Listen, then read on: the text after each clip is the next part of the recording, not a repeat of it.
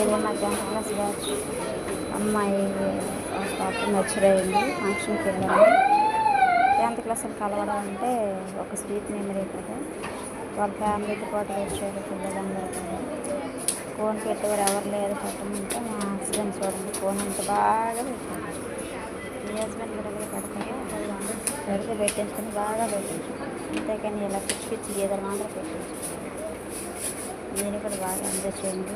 మా ఫ్రెండ్స్ కల్లా ఉంటే అదొక స్వీట్ మెమరీగా నిలిచిపోతుంది.